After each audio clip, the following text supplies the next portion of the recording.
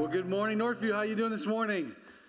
It is good to see you. Good to be with you. Great to have connection as well to everybody who is watching online. We're so glad you guys are with us. We're continuing in our series that's covering the life of Elijah. If you have a Bible with you or a Bible app on your phone or tablet, we're in 1 Kings chapter 19. Go ahead and turn there. You know, in the winter of 1841, Abraham Lincoln's life was in total shambles.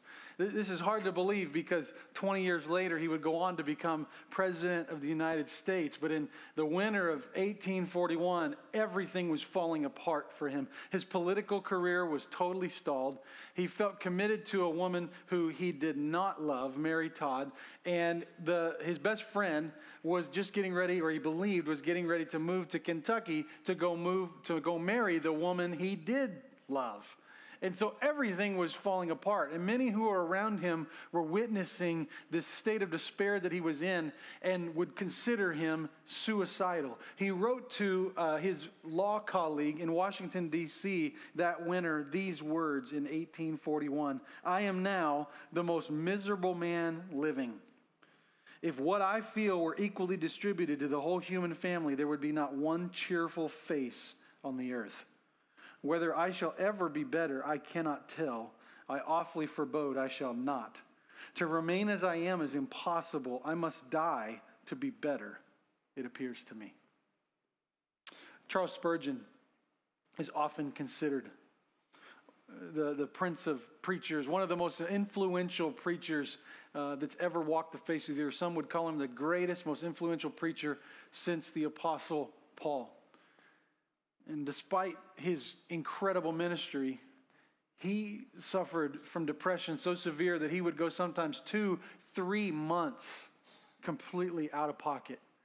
There were days he couldn't get off the couch. He called these fainting fits. And in a book that he wrote to pastors to train them for ministry, it's a book called Lectures to My Students, he wrote an entire chapter called Ministers' Fainting Fits. I think everybody has seasons where melancholy and despair and discouragement, depression sets in. He wanted to make sure his students, his pastor students, knew this is going to be something that you are going to endure.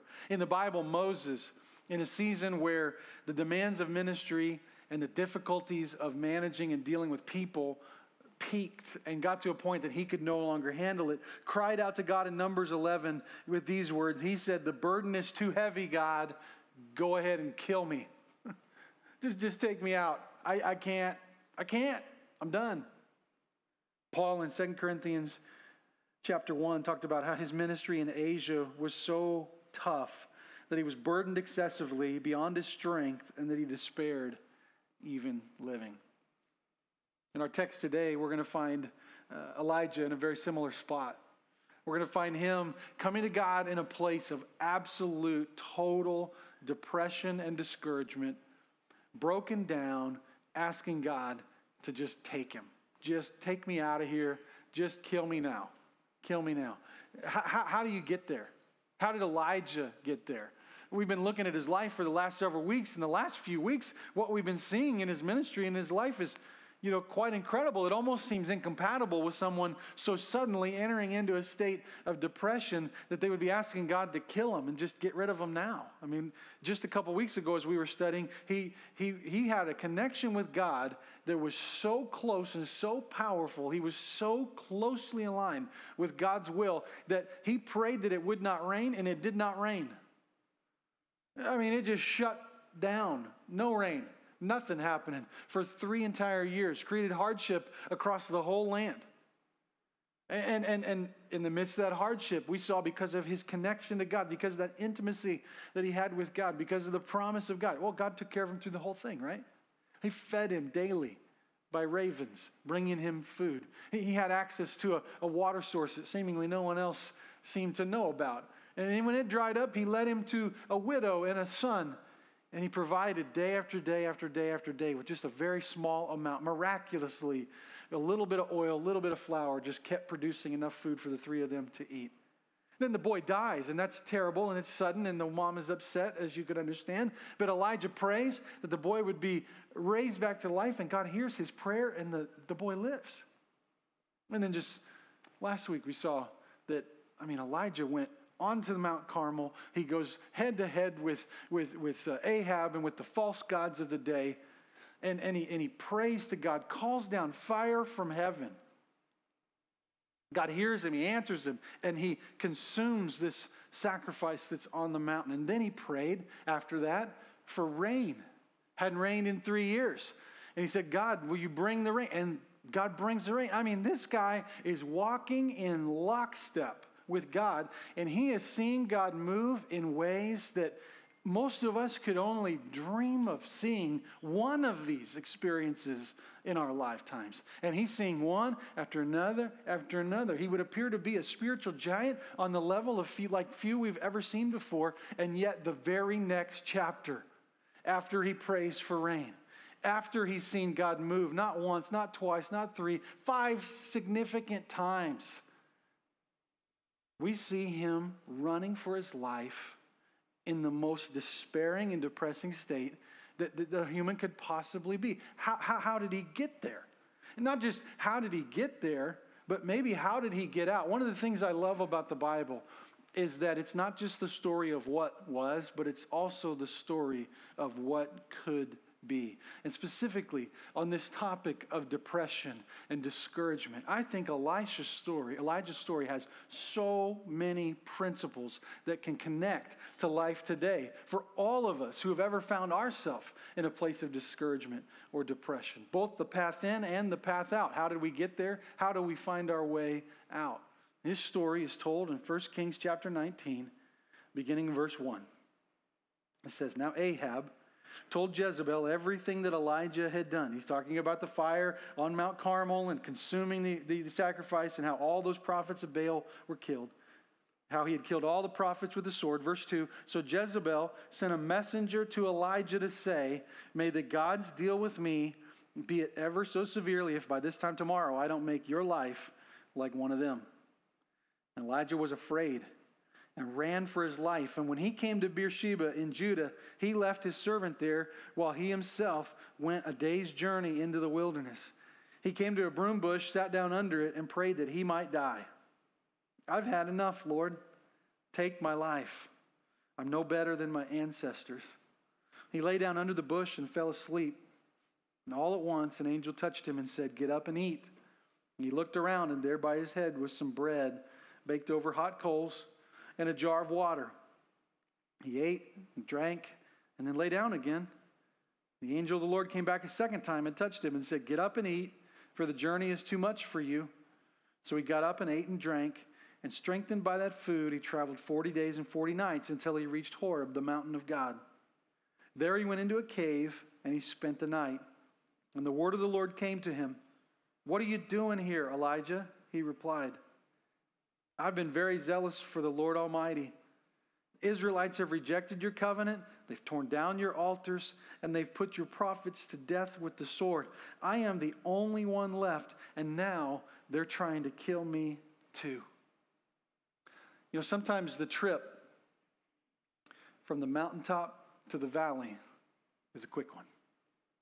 Sometimes those moments in life where you seem to be at your highest to where you seem to be at your lowest have very few minutes or days in between. Many of us have learned this in very hard ways. We've experienced things that we wouldn't wish on our worst enemy, and some of those great moments are now always understood and seen in light of what happened immediately afterwards. Many times when we find ourselves in the valley, we say things like this: I never thought it would happen. Never thought it would happen to me, or never thought it would happen like that.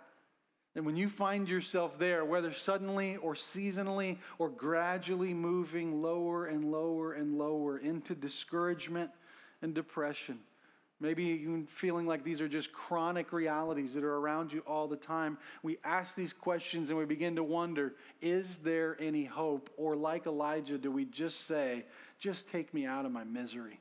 Just put me down, God. Just put me down. Thankfully, God has a message for Elijah. And it's not just for him, but it's a message for all of us. And I think what he shows us in this first little part of the narrative that we read is, Elijah, there was a path in to this depression that you're feeling right now. There was a road that you have been walking that's brought you to this place. Maybe you picked up on some of this as we read, but I find as we start to piece some of this out, that these are often some of the same steps that we take and some of the same roads we take when we find ourselves in a season of great discouragement and depression. Again, taking this right out of the text, what caused Elijah to be so depressed after experiencing such great victory in God? Well, for one, fear of the future. In verse 3, he says that Elijah was afraid and ran for his life. He feared that his days were numbered. He looked ahead at the future and he said, it does not look good for me.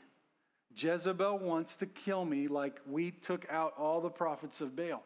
She's coming for me. I'm looking ahead and it does not look good. And that fear of the future has catapulted him into a place of despair. So much so that he has a sense of futility. He looks at what he can offer to the situation and determines nothing is going to change. Look at verse 4. He prayed that he might die. He says, I've had enough. I've had enough. I'm tapping out. I've tried hard. I've done what I can do. There's nothing more that I can offer. As he was feeling like his efforts were futile, he also looked backwards at history and he compared himself to other people. And he says, I'm no better than my ancestors. One of the reasons we find ourselves in seasons of great depression and despair is we just start looking at other people and we base where we are or where we should be or what we think we should do on what everybody else has done or is doing. And as he starts comparing himself to others, he gets nothing more than depressed. He's exhausted. Physical exhaustion is a clear path from this story. He has been going hard. And it says in verse 5, he lay down under the bush, fell asleep. And after he woke up and ate, verse 6 says he ate and drank, and then he lay down again. He was physically exhausted. He was experiencing feelings of loneliness. Verse 10, it says, I'm the only one left. I'm the only one left. I'm all alone in this thing.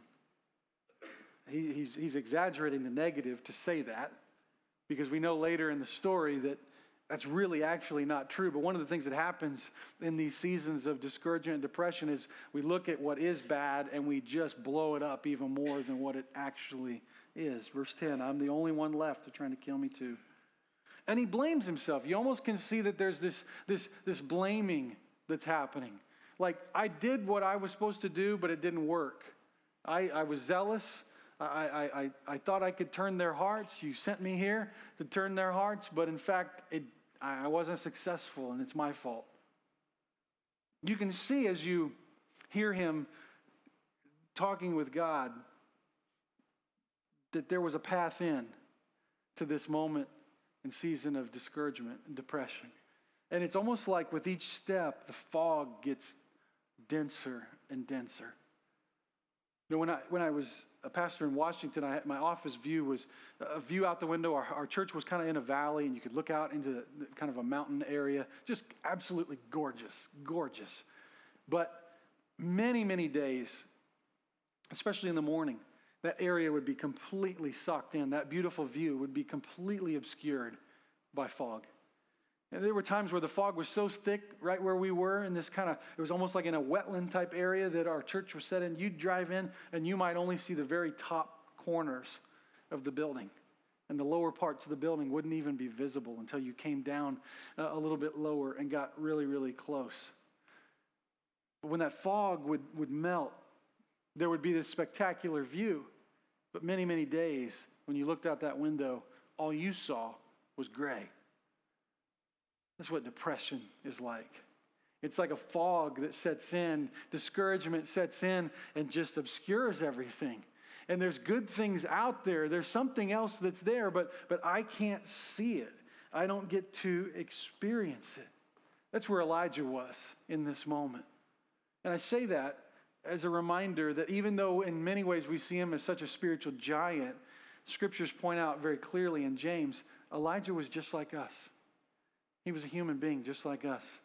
He experienced the highs and the lows of life. And in this moment of his life, he is in the valley. He is in the valley. He has seen God do incredible things. He has been to the mountaintop literally and seen God move magnificently. But in this moment, he is in the valley. Now, if you know the story where it goes from here, Elijah kind of lands in a very different place than where he is in this moment. What I mean is, like, he experiences quite a restoration. And I say that as a means of piquing interest.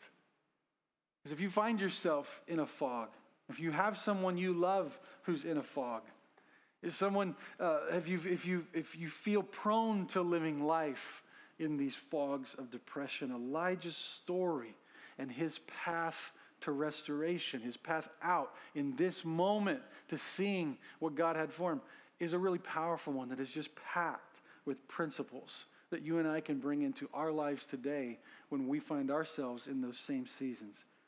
In verse 11, it says that God said to him, "Go out, Elijah, and stand on the mountain in the presence of the Lord, for the Lord is about to pass by." And then a great and powerful wind tore the mountains apart and shattered the rocks before the Lord. But the Lord was not in the wind. After the wind, there was an earthquake, but the Lord was not in the earthquake. After the earthquake came a fire, but the Lord was not in the fire.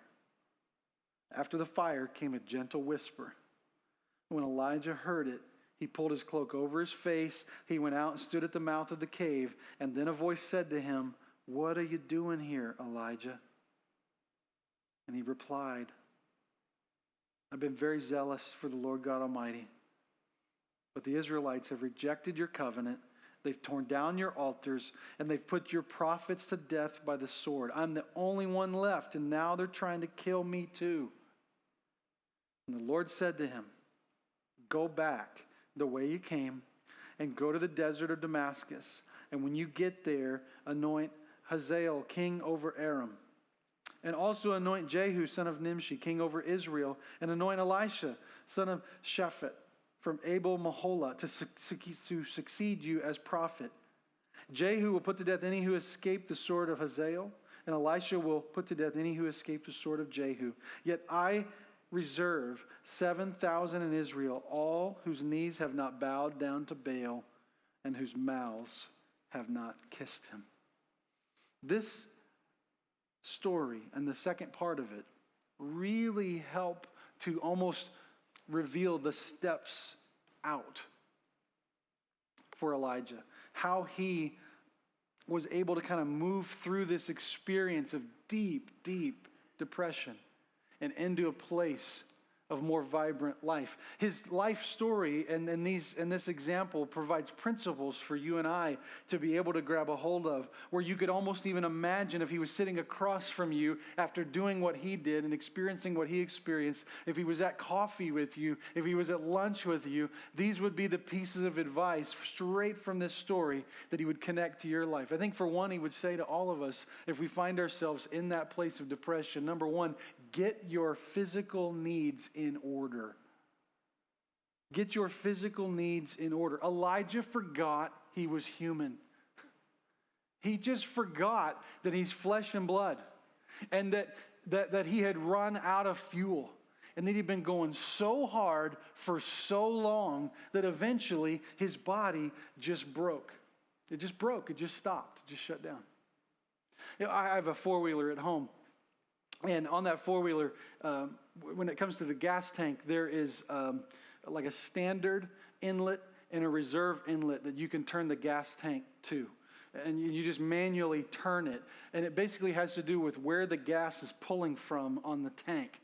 The standard inlet is higher on the tank, and the reserve inlet is at the very, very bottom of the gas tank. And the idea is this, is it's kind of a safeguard against getting stuck and running out of gas and not being able to get back to where you need to go. So if you run out of gas on the standard, with it turned to the standard inlet, you can actually turn it to the reserve, and it's now going to pull that last little bit of gas out.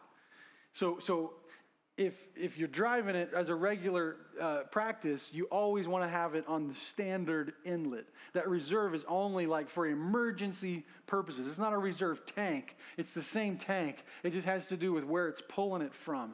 But the basic idea is this. If you are on the reserve inlet and you run out of gas, bro, you are out. Like, you're done. Like, just to maybe clear up any misconceptions. When you're out of gas, the ride stops. It ain't moving. It's not going anywhere. Elijah was running on his reserve tank. He was running so hard for so long that there was no more gas that was coming into the engine from the standard inlet. He was pulling from the reserve inlet, and it ran out of gas. And you know what happens when that happens? Your body stops. And it stops in different ways for different people, but physically, we just stop. We might have emotional breakdowns. We might have, it might come out in all kinds of different ways. But when you burn it at both ends, when there's no margin in your life, when the rhythm is gone and there's no rest, there's no Sabbath, you're violent. God embedded in our body and soul a rhythm that includes rest. And when you run long enough and hard enough without listening to that, and you violate that rhythm, you suffer physically, spiritually, and emotionally. He was out of gas. He was out of gas. And you can see it from the story that God's remedy in this moment initially is, bro, you need food. Here's some bread. Here's some water. Now go back to bed. And then he wakes up and it's like, here's some more food. Now go back to bed. He was out of gas. And it was not going to get fixed without resting, without some diet. That's important to know. It's important to know diet and exercise contribute in big ways. What we fuel ourselves with is a big deal. It also would include, and I think it's important as we talk about this, with getting the physical needs in order, it could also include visiting a doctor. Visiting a doctor, having levels checked. This is part of our biology. It's part of our physiology, right? Things like serotonin and iron and vitamin D and testosterone, deficiencies in these places in our bodies will make a difference. They will show up in how you think, how you feel, how you behave. And there are opportunities that you could have in talking with a doctor to get some of your physical needs in order.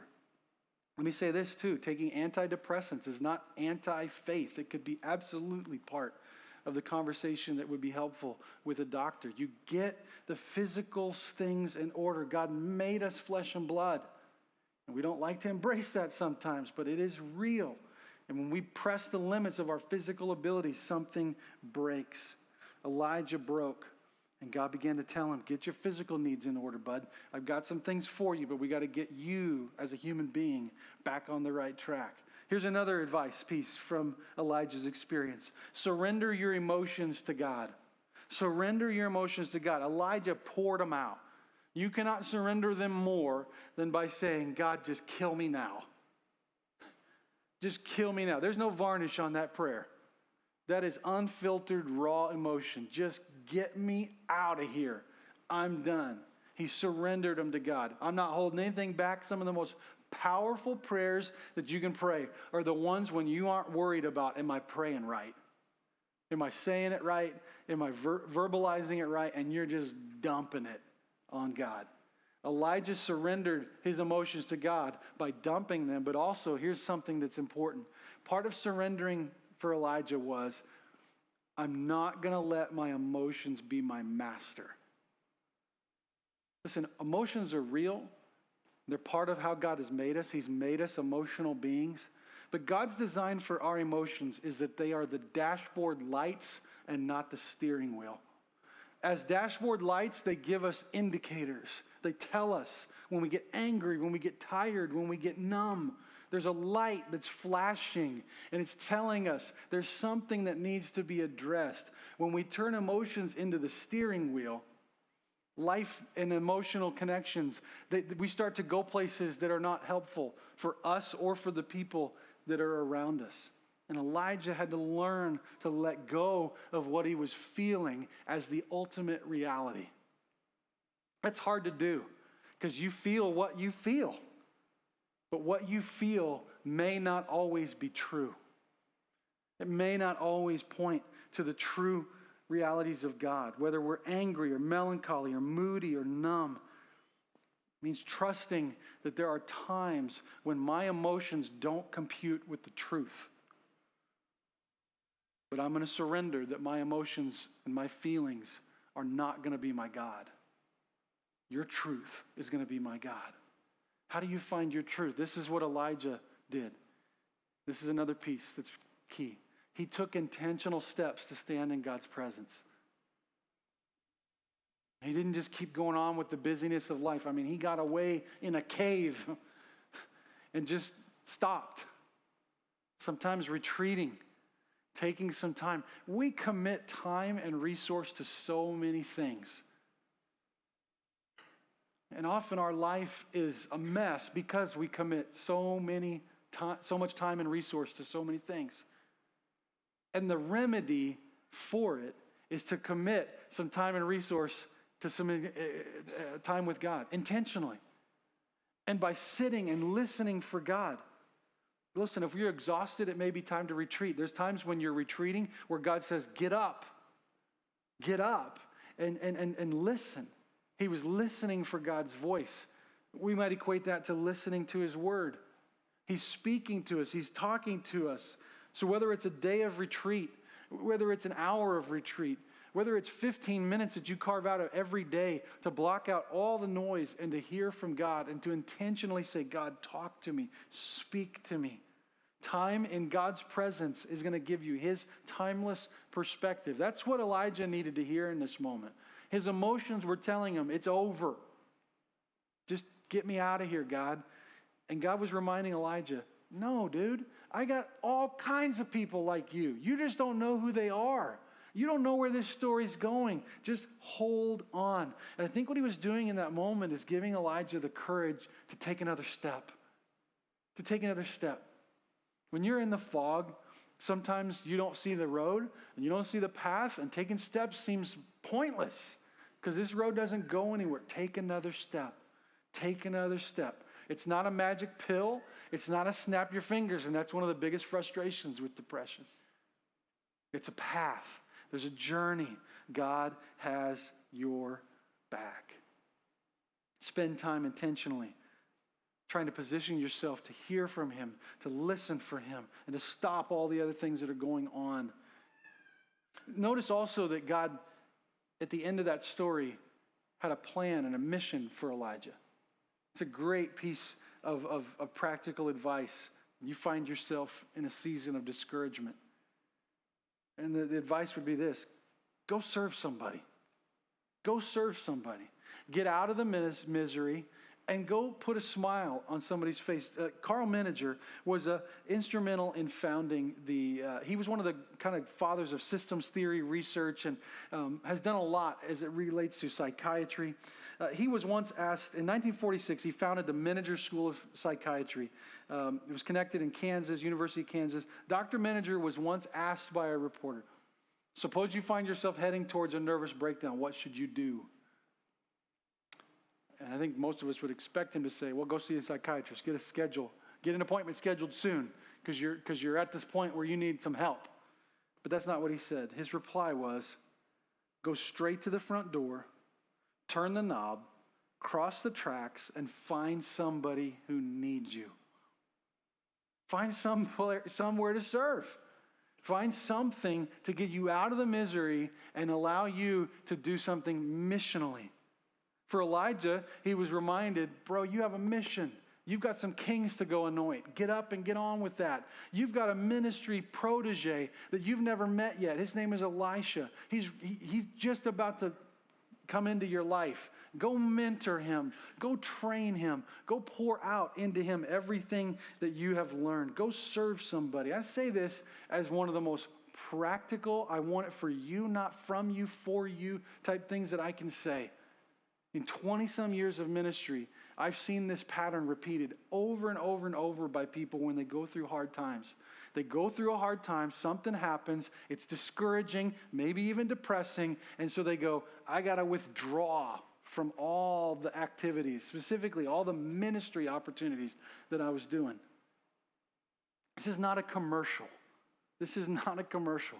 I'm just saying practically, I've seen it over and over and over again, and it is the worst thing that you can do in those moments.